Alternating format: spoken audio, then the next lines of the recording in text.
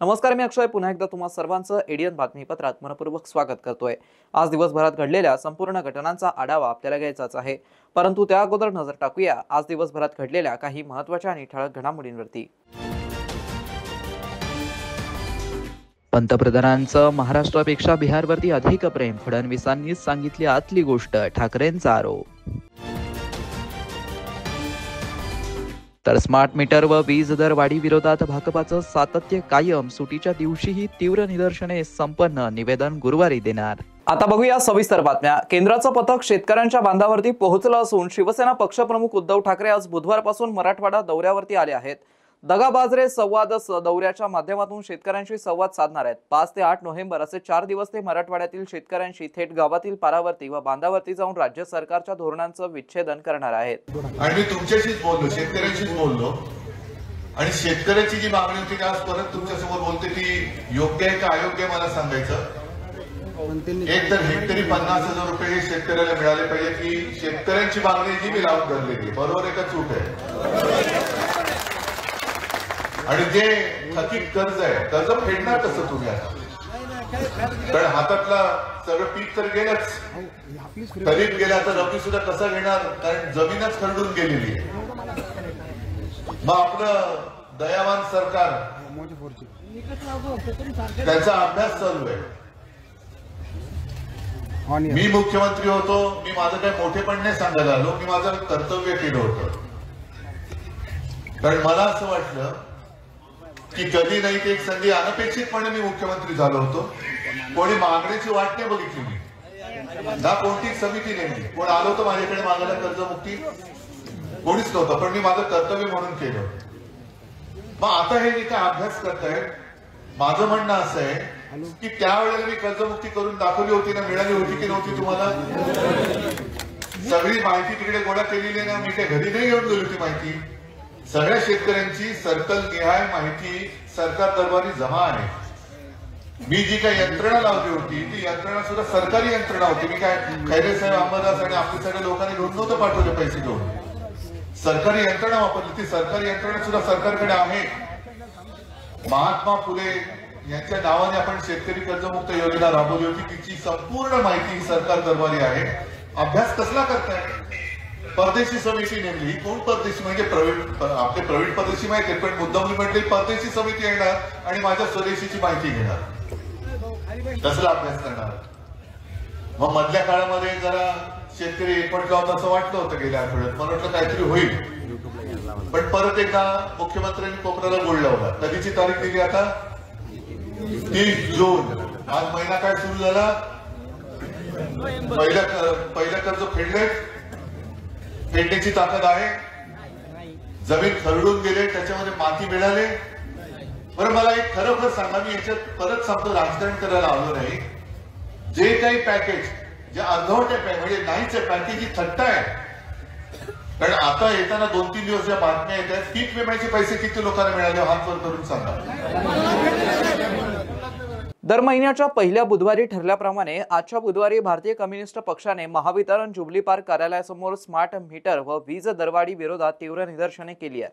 Smart meter हे भाजप सरकारच्या आदेशानेच लावले जात आहेत, याबाबत कुठलाच संभ्रम नसल्याचं भारतीय कम्युनिस्ट पक्षाने म्हटलं आहे।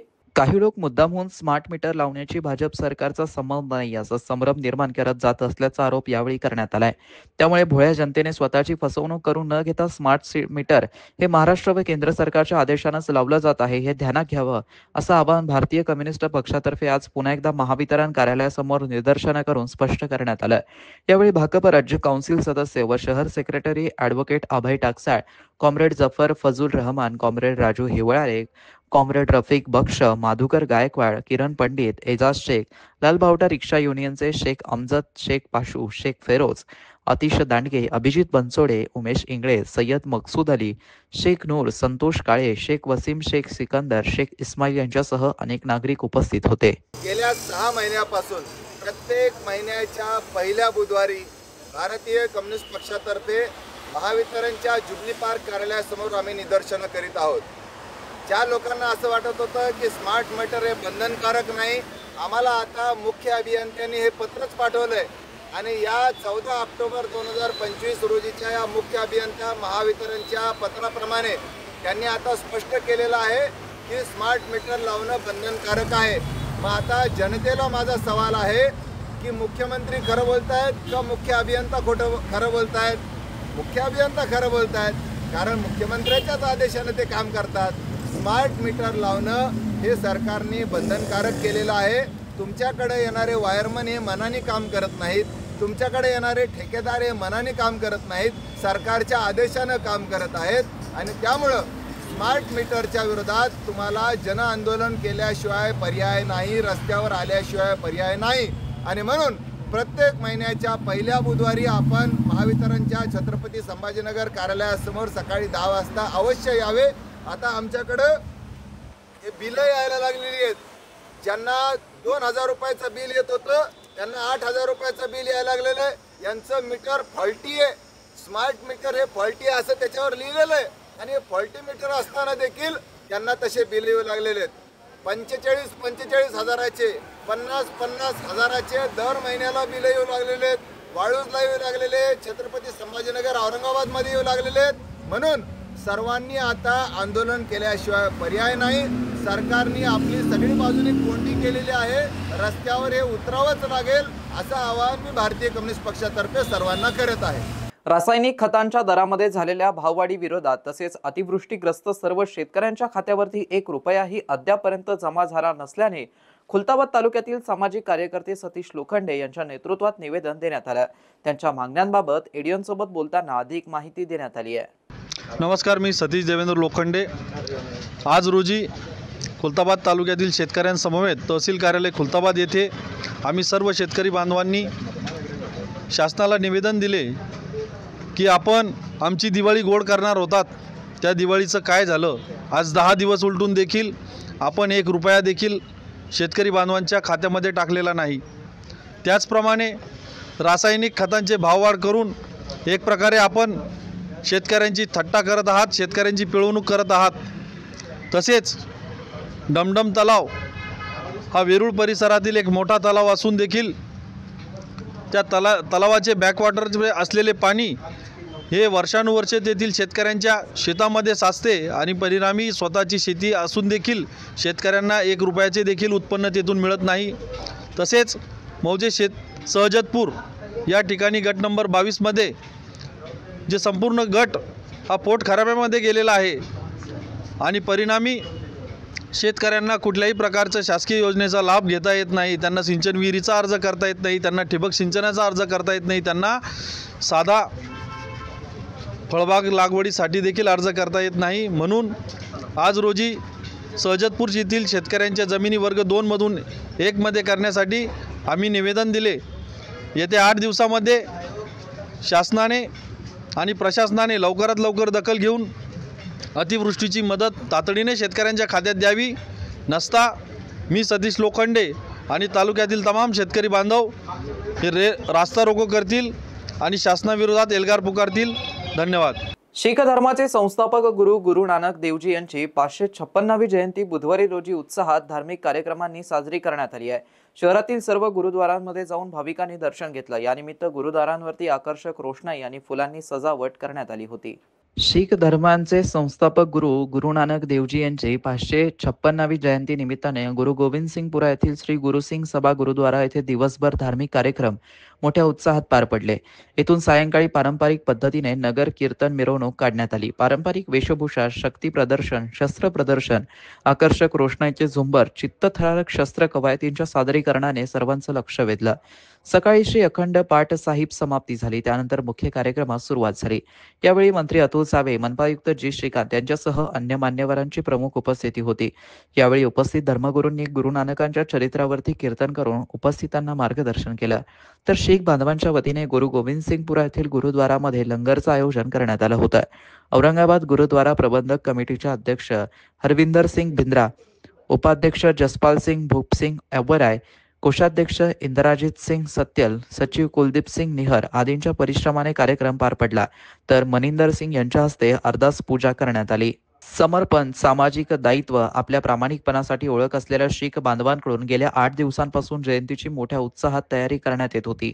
शहरामधील भाईसाहेब, भाई दयासिंगजी, भाई धरमसिंगजी गुरुद्वारा, धावनी मोहल्ला श्री गुरुसिंग सभा गुरुद्वारा, गुरु गोविंदसिंगपुरा, गुरु तेज बहादूर लंगर साहिबा, सिंधी कॉलनी आणि मिलिटरी गुरुद्वारा छावणी या ठिकाणी कीर्तन, लंगरसह विविध सांस्कृतिक आणि सामाजिक कार्यक्रम घेण्यात आले. दर्शनासाठी भाविकांनी गर्दी केली होती. नगर कीर्तनातील पारंपरिक वेशभूषा, शस्त्र प्रदर्शन, आकर्षक रोषणाईचे झुंबर, चित्तथरारक शस्त्र कवायतींच्या सादरीकरणाने शहरवासियांचं लक्ष वेधलं. गुरु गोविंदसिंगपुरा येथील श्री गुरुसिंग सभा गुरुद्वारा येथून सकाळी 5 वाजता पंच प्यारे यांच्या प्रमुख नेतृत्वाखाली नगर कीर्तनात मिरवणूक समाज बांधवांनी मोठ्या प्रमाणात सहभाग नोंदवला. शहरात मुख्य मार्गावरती गुरुद्वाराजवळ सर्वांना प्रसादाचं वाटप करण्यात येत होतं. रात्री उशिरा धावनी मोहल्ला येथील भाई दयासिंगजी, भाई धरमसिंगजी गुरुद्वारा येथे नगर कीर्तनाचा समारोप करण्यात आला. पारंपरिक वेशभूषा आणि महाप्रसादाचं वाटप, उत्साह आणि जल्लोषात पारंपरिक वेशभूषा गुरु गोविंदसिंगपुरा येथील गुरुसिंग सभा गुरुद्वारा येथून सकाळी पारंपरिक पद्धतीने नगर कीर्तन मिरवणूक काढण्यात आली. यावेळी रक्तदान शिबिरासह विविध सामाजिक उपक्रम देखील राबवण्यात आले. सदर ठिकाणी रक्तदान शिबिराचं आयोजन करण्यात आलं होतं. यामध्ये 80 पेक्षा अधिक रक्तदात्यांनी रक्तदान करून आपलं सामाजिक कर्तव्य पार पाडलं.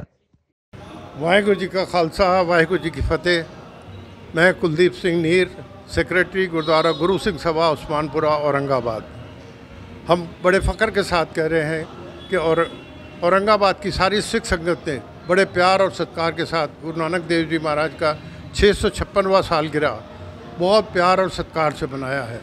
पिछले 2 महीने से यहाँ पर कीर्तन के, नगर कीर्तन के और लंगर के प्रोग्राम चलते आ रहे हैं और पिछले तकरीबन 20 दिन में अखंड पाठ साहब रखे गए और उनकी सपूर्ता की हुई है, उसमें भी लंगर की सेवा हुई है। ये जो प्रोग्राम सारे हैं ये हमारे को गुरु महाराज की इतनी आशीष है सिख कौम के ऊपर, इतनी उनकी मेहरबानी है कि हम लोगों को बड़ा फ़ख्र लगता है कि ये करने के। इसमें सबसे बड़ी चीज़ है कि गुरु नानक देव जी महाराज ने हमको 3 जो मंत्र सिखाए हैं, एक तो नाम जपना, कीरत करनी और वंड के छपना। नाम जपने का मतलब ये है कि गुरु महाराज की इबादत करो, उसका नाम जपो। उसके बाद जो है कीरत करना, मतलब ईमानदारी की कमाई करना, किसी का हक नहीं मारना, किसी के साथ धोखेबाजी नहीं करना। और फिर उसके बाद में लास्ट में बताया गुरु साहब ने कि वंड के छकना, यानी जो कुछ आपने कमाया है अगर आपके पास एक्सेस है और दूसरे किसी के पास कम है तो उसके साथ में बांट के खाना है। ये 3 जो हमारे को मूल मंत्र गुरु साहब ने दिए हैं, उसकी वजह से आप देखोगे दुनिया के किसी कोने में भी सिख लोग गए तो वो इसी तरीके से सेवा करते हैं। गुरु नानक देव जी महाराज जी के पिताजी ने आज से 550 साल पहला, जिस वक्त गुरु महाराज जवान हो गए थे, तो उनको रिक्वेस्ट करी कि भाई अब आप ये पैसे लीजिए और जाके कोई बिज़नेस शुरू करिए। 20 रुपये गुरु साहब को मिले, वो बाज़ार में गए सामान लेकर बिज़नेस शुरू करने के लिए, लेकिन वहाँ जाके देखा उन्होंने तो एक साधुओं का झुंड पता नहीं कितने दिन से भूखा बैठा था। उन्होंने अपने बिज़नेस को भूल के लंगर का सामान लाया और उन साधुओं की सेवा करी, उनको लंगर छकाया। घर पहुँचने के बाद पिताजी ने पूछा कि भाई आपने क्या किया है? उन्होंने कहा मैंने सच्चा सौदा किया। सच्चा सौदा मतलब जिस भूखे इंसान को, जिसको गरजमंद को मैंने लंगर छकाया है।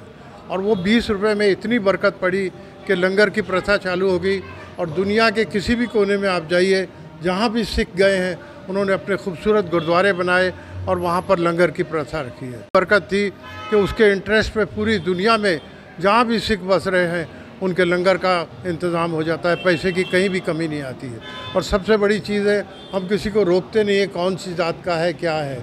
आपने देखा होगा गुरुद्वारे में 4 दरवाजे होते हैं, इसका मतलब चारों वर्ण के लोग यहाँ पर आ सकते हैं, किसी के लिए कोई रुकावट नहीं है। लंगर में भी कोई पूछते नहीं है कौन जात का है क्या है, हर एक को प्यार से इज्जत से हम लंगर छकाते हैं। ये हमारे धर्म की खुसूसियत है। मैं आपका बहुत शुक्रगुजार हूँ कि आप यहाँ पर आए। हमारा एक ही संदेश है कि इस वक्त भयानक समय चल रहा है, हमने सब ने मिलकर साथ में रहकर इज़्ज़त के साथ एक दूसरे की मदद करके अपना टाइम निकालना है। यहाँ के किसी दूसरे को झुकाकर आप बड़े बनना है, वो पॉसिबल नहीं है। बड़ा वही है जिसके ऊपर गुरु का आशीर्वाद है। वाहिगुरु जी का खालसा, वाहिगुरु जी की फतेह। जाति पाति का भेदभाव जिसने मिटाया, लंगर की सेवा जिसने पूरी दुनिया में चलाई, ऐसे महामानव हमारे धर्म गुरु पहली पातशाही धन धन श्री गुरु नानक देव जी के प्रकाश पुरब के अवसर पर आज सभी समाज के लोगों को, सभी देशवासियों को मेरी तरफ से, मेरे परिवार की तरफ से, सिख समुदाय की तरफ से, श्री गुरु तेग बहादुर एजुकेशन सोसाइटी की तरफ से बहुत बहुत शुभकामनाएं देता हूँ। आज जो उत्साह गुरु नानक देव जी के गुरुपुरब पे मिल रहा है, आप जैसे देख रहे होंगे यहाँ आज गुरुद्वारा परिसर में सभी समाज के लोग, चाहे हिंदू हो, मुस्लिम हो, बौद्ध समाज का हो, सिख समुदाय तो है ही, सारे समाज का लोगों का आज प्रतिसाद भव्य रूप में मिला है। लंगर का प्रोग्राम यहाँ चल रहा है, ब्लड डोनेशन का रक्तदान शिविर का भी आयोजन यहाँ उनके प्रकाश पुरब के अवसर पर रखा है। दूध की सेवा, पाव भाजी की सेवा, कुल्फ़ी की सेवा, भजिए जलेबी बूंदी की सेवा, लड्डू की सेवा, सारे अनेक प्रकार के अनेक लोग, अनेक समाज के लोग, बिरयानी की सेवा, हर जगह पूरे शहर में जिसकी ताकत जितनी है वो अपनी ताकत से हर तरफ सेवा लगी है। सारे लोगों को इसका वो मिल रहा है। और फिर से मैं आप तमाम लोगों को श्री गुरु नानक देव जी के प्रकाश पुरब पर हार्दिक शुभकामनाएं देता हूँ। शहरवासियांना एक सुवर्ण संधी। तुम्ही एखादा व्यवसाय करताय का? मग एडियन वरती जाहिरात करा आणि मिळवा व्यवसायात मोठा फायदा। तर वाट कसली बघत आहात? आत्ताच खाली दिसत असलेल्या नंबरवरती संपर्क साधा। आपल्याला अजूनही काही बातम्यांचा आढावा घ्यायचा आहे, परंतु इथे वेळ झाली आहे एका छोट्याशा ब्रेकची। कुठे जाऊ नका, पाहत रहा एडियन न्यूज।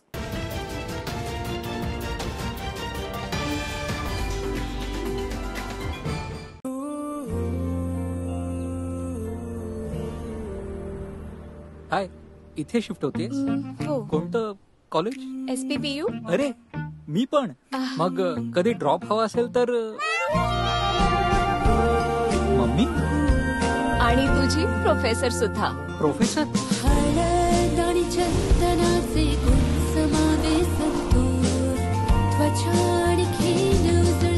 आमच्या संतूर मम्मीकडे तर स्वतःची गाडी आहे, तू मला ऑफिसला सोड।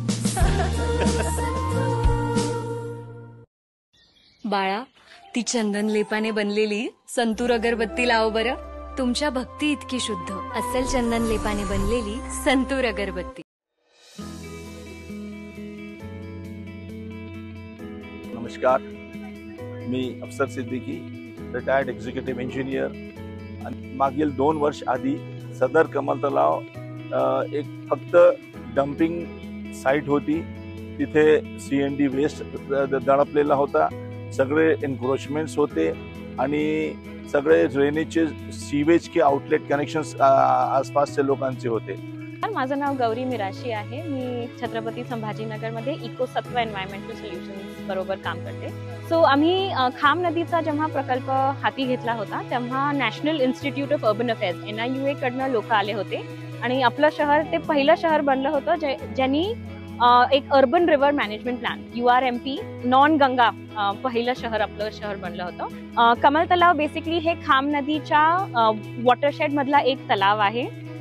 तिथे आधी पूर्णपणे कचरा होता, आजूबाजूच्या घरांचं सांडपाणी आत येत होतं। एकदम एंट्रन्सलाच खूप चिकन वेस्ट पडला होता, थोडं आजूबाजूनी गेल्यावर पूर्ण कन्स्ट्रक्शन अँड डेमोलिशन वेस्ट पडलं होतं। 2 वर्षापूर्वी तुम्ही बघितलं असतं इथे नागरिकांनी इथे एवढा मोठा कचरा टाकलेला होता की महानगरपालिकेचे कर्मचारी यांना उचलण्यासाठी खूप त्रासत होते। एक DPR बनवून इम्प्लिमेंटेशन करून ड्रेजिंग डिसिल्टिंग केलं आहे। आता त्या तलावात पाणी दिसतंय, फेन्सिंग झालं आहे, पिचिंग झालं आहे, बऱ्याचशा नेटिव्ह देशी प्रजातींची झाडं तिथे लावलेली आहेत। नाव आपण जे पाहत आहे आता 2 वॉटर बॉडीज आपल्याला दिसत आहे, बर्ड्स अट्रॅक्ट होत आहे आणि तिथे लोकांसाठी 1 किलोमीटर लांबीचे पाथवे तयार करण्यात आलेला आहे। आशा आहे की असं करत लवकरच आपल्या शहराचे सगळेच वॉटर बॉडीज आपण रिस्टोर करू। जी श्रीकांत सर यांचे मी आभार मानतो की त्यांनी एक सुशोभीकरणासाठी एवढं छान विचार केला इथे आणि आमच्या कर्मचाऱ्यांचा खूप त्रास मुक्त झाला आहे.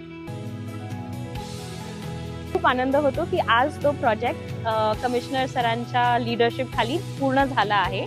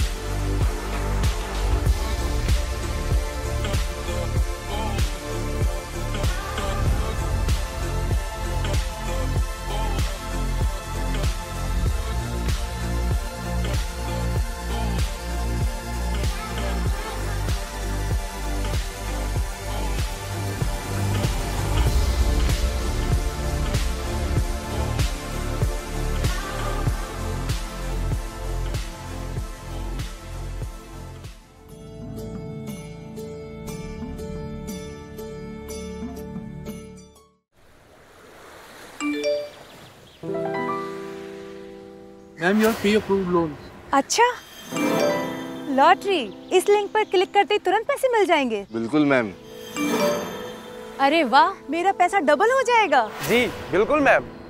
जागिए मैडम, ये लुभावने और लालच भरे ऑफर्स ही हमारी कमजोरी है और इन साइबर अपराधियों की ताकत. आपका लालच, डर और लापरवाही साइबर अपराधियों के 3 बड़े हथियार हैं. सावधान रहें. ऐसे किसी भी अपराध की जानकारी तुरंत 1930 पर दें या इस वेबसाइट पर जाएं. आपण मुळव्यात, फिशर, भगंदर किंवा पायलोनोइडल सायनसच्या त्रासाने त्रस्त आहात का? शौचावाटे होणारा रक्तस्राव किंवा बऱ्या न होणाऱ्या जखमांमुळे हैराण झाला आहात का? आता ऑपरेशनची भीती आणि वेदनादायी त्रासाला म्हणा कायमचा निरोप. छत्रपती संभाजीनगर येथील सुप्रसिद्ध एम्स हॉस्पिटलमध्ये कन्सल्टंट लेझर आणि laparoscopic surgeon doctor Virendra Jaiswal घेऊन आले आहेत अत्याधुनिक लेझर उपचार. निओव्ही 1470 या प्रगत लेझर तंत्रज्ञानामुळे आता शक्य आहे विना कापाकापी आणि विना टाके उपचार. रक्तस्राव नाही आणि वेदनाही अगदी कमी. उपचारानंतर काही तासातच घरी परतण्याची सोय आणि आजार पुन्हा होण्याचा धोकाच नाही. मुळव्यात, फिशर, व्हेरिकोज व्हेन्स अशा अनेक आजारांवरती खात्रीशीर उपचार, तेही आता सवलतीच्या दरात. मग आता त्रास सहन करत बसू नका. आजच फोन करा आणि निश्चिंत व्हा. पत्ता AIIMS hospital, plot number 20, N11 CIDCO, Jalgaon road, Jadhavwadi signal जवळ, छत्रपती संभाजीनगर. संपर्क 93 70 59 09 73. एम्स हॉस्पिटल आता आपल्या आरोग्याची काळजी घेण्यासाठी सदैव तत्पर. अनेकांच्या मनात स्वप्न असते की देशाची सेवा करायची, परंतु काही लोकच योग्य प्रशिक्षण घेऊन ते वास्तवात पूर्ण करतात. वास्तविक सैनिक बनणे सोपं काम नाही, कारण प्रशिक्षणाच्या मैदानापासून ते युद्धाच्या रणांगणापर्यंत प्रत्येक क्षण संघर्षमय असतो. फक्त जो इमानदार, समजूतदार असेल आणि ज्याची इच्छाशक्ती प्रबळ असेल असाच व्यक्ती या क्षेत्रात टिकू शकतो. प्रत्येक वर्षी अनेक परीक्षार्थ्यांना यश प्राप्त होते, ते फक्त आणि फक्त गरुड झेप अकॅडमी. पंख आम्ही देतो, उंच भरारी तुम्ही घ्या.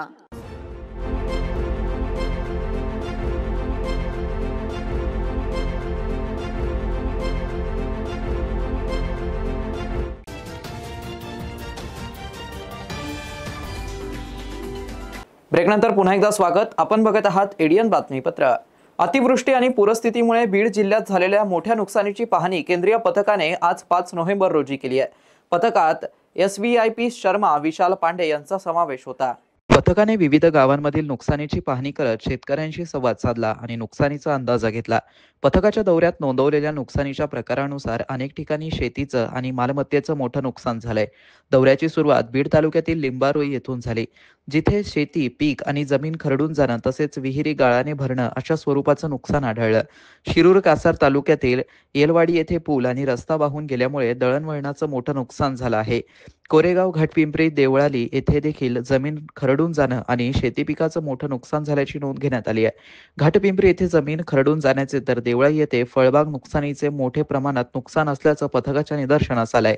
पाहणी दौऱ्यादरम्यान उपविभागीय अधिकारी कविता जाधव, वसीमा शेख, तहसीलदार चंद्रकांत शेवळे, वैशाली पाटील, सुरेश घोळवे, जिल्हा अधीक्षक कृषी अधिकारी सुभाष साळवे आदींसह सर्व विभागाचे अधिकारी उपस्थित होते. पथकाने आज बीड, आष्टी आणि शिरूर कासार तालुक्यातील अतिवृष्टीग्रस्त भागांना भेट देत गावांमध्ये शेतजमिनीवरील गाळ, रस्त्यांवरील भगदाडे, नाले, ओढ्यांचं तुटलेले बांध तसेच घरांची पडझड, विद्युत पुरवठा नुकसान आदी प्रकार पाहिले. पथकातील अधिकाऱ्यांनी शेतकऱ्यांशी संवादही साधला. राज्यातील खरीप हंगाम 2025 मध्ये अतिवृष्टी, पूरस्थिती आणि नैसर्गिक आपत्तीमुळे झालेल्या नुकसानीचं मूल्यमापन करण्यासाठी हे पथक जिल्ह्यात आलं होतं. जिल्ह्यात झालेल्या नुकसानीमध्ये शेतजमीन वाहून जाणं, धरणांचं पाणी ओसंडून वाहणं, दगावलेली जनावरे, घर व रस्ते यांचं नुकसान या सर्व बाबींची पाहणी सकाळी शासकीय विश्रामगृह येथे जिल्हाधिकारी विवेक जॉन्सन, निवासी उपजिल्हाधिकारी शिवकुमार स्वामी, जिल्हा अधीक्षक सुभाष साळवे यांनी केंद्रीय पथकात सविस्तर माहिती दिली. जिल्ह्यात यंदाच्या खरीप हंगामात सप्टेंबर महिन्यात झालेल्या अतिवृष्टी आणि पूरस्थितीमुळे मोठ्या प्रमाणात शेत पिकांचं, सार्वजनिक व खाजगी मालमत्तेचं नुकसान होऊन मनुष्य व पाळीव जनावरांचं देखील जीवितहानी झाली आहे. यात झालेल्या नुकसानीची पाहणी करण्यासाठी आज केंद्र सरकारच्या पथकाने ऊर्जा मंत्रालयाचे उपसंचालक करण सरीन यांच्या नेतृत्वात पाहणी केली. या पथकात वित्त मंत्रालयाचे उपसचिव कदर्प पटेल, ग्रामीण विकास मंत्रालयाचे उपसचिव अभिषेक कुमार राज आणि जलशक्ती मंत्रालयाचे संचालक सत्येंद्र प्रताप सिंग यांचा समावेश होता. परांडा तालुक्यातील खासगाव येथील व वाघेगव्हाण या गावांना भेटी दिल्या. खासगाव येथे पुरामुळे नुकसान झालेल्या शेतकरी दत्तात्रय सातपुते आणि प्रदीप शहा यांच्या शेतीची पाहणी केली. उल्फा नदीला आलेल्या पुरामुळे शेतीचं नुकसान झाल्याचं यावेळी उपस्थित शेतकऱ्यांनी पथकाला सांगितलं. पथकाने उल्फा नदीच्या पुलावरून नदी पात्राची पाहणी केली. वाहेगावान येथील नुकसान झालेल्या शेतीची आणि घराची पाहणी केली. तसेच सीना नदीच्या काठावरून पूरबाधित ग्रामस्थांकडून पूरस्थितीची माहिती घेतली. या दोनही गावांना पथकाच्या भेटीप्रसंगी जिल्हाधिकारी कीर्तिकिरण पुजार, जिल्हा परिषदेचे मुख्य कार्यकारी अधिकारी डॉक्टर मैनाक घोष, सहाय्यक जिल्हाधिकारी तथा भूम उपविभागीय अधिकारी रवैयाह डोंगरे, अपर जिल्हाधिकारी ज्योती पाटील, प्रभारी जिल्हा अधीक्षक कृषी अधिकारी महादेव असलकर, वीज वितरण कंपनीचे अधीक्षक अभियंता आडे, तहसीलदार मनीष काकडे, प्रभारी गटविकास अधिकारी मोहन राऊत यांची उपस्थिती होती. महापालिका झोन क्रमांक 8 सातारा देवळे येथील झोनल मलेरिया पर्यवेक्षक शेख अनवर शेख दादाभाई यांचा वाढदिवस विविध सामाजिक उपक्रमांनी मोठ्या उत्साहात साजरा करण्यात आलाय. कार्यक्रमाची सुरुवात दुपारी 1:30 वाजता दरगाह हजरत सय्यद मोहम्मद शाहनूर हमवी कादरी येथे पेशकशी, चादर गुल तनावले व तबरुक कार्यक्रमाने झाली. त्यानंतर दुपारी 2:30 वाजता भगवान बाबा अनाथ बालिकाश्रम येथे रक्तदान शिबिराचं उद्घाटन वैद्यकीय अधिकारी डॉक्टर आदित्य जोशी तसेच बालिकाश्रम संचालिका कविता वाघ यांच्या हस्ते संपन्न झालं. या प्रसंगी मलेरिया पर्यवेक्षक शेख अनवर शेख दादाबाई यांनी स्वतः रक्तदान करून रक्तदान योद्धा म्हणून कार्य केलं. तसेच फवारणी कर्मचारी शेख तय्यब अनवर, विशाल पंडित, मनोज जगधने, प्रतीक नरवडे, भारत वाघ, रामनाथ रोकडे तसेच नागरिक अमृता धन आणि शेख शाहरुख, अजमत पठाण, शेख अहमद यांना ड्रेस वाटप करून गौरवण्यात आलं. दुपारी 3:30 वाजता शेख अनवर यांनी भगवान बाबा अनाथ बालिकाश्रम येथे अनाथ मुला-मुलींसोबत केक कापून स्नेहभोजन देऊन वाढदिवस साजरा केला. या कार्यक्रमाला प्रमुख उपस्थिती म्हणून डॉक्टर आदित्य जोशी, वैद्यकीय अधिकारी, त्यानंतर कविता वाघ घुगे, संचालिका बालिकाश्रम, मलेरिया पर्यवेक्षक रत्नाकर साबळे, सचिन उपदेशी सय्यद फईम तसेच घाटी टीम मधील समाजसेवक अनुसया घोगरे, सुनीता बंकर, डॉक्टर मयुरी राजपूत, डॉक्टर सपना यादव, सुमन धुळे, आदिती पवार, बबन वाघ, रवी कांबळे, मेघराज बेग आणि बालिकाश्रमातील सारिका घुगे, आरती शिरवळकर, स्नेहल काळे, रुपाली गायकवाड, अतुल घन, आशा वर्कर कविता मोकाशे, सुनीता गांगवे, रजिया इनामदार, जमील इनामदार, मथुरा रेसवाल, सिक्युरिटी गार्ड रंजनी गांबळे, राहुल म्हात्रे आदी मान्यवरचा पण सन्मान ट्रॉफी शॉल देऊन सत्कार करण्यात आला. या शिबिरात एकूण 31 रक्तदात्यांनी रक्तदान करून समाजसेवेचा संदेश दिला. कार्यक्रमाच्या शेवटी सर्वांनी शेख अनवर शेख दादाभाई यांना वाढदिवसाच्या हार्दिक शुभेच्छा दिल्या. शेवटी पुन्हा एकदा नजर टाकूया आज दिवसभरात घडलेल्या काही महत्त्वाच्या आणि ठळक घडामोडींवरती.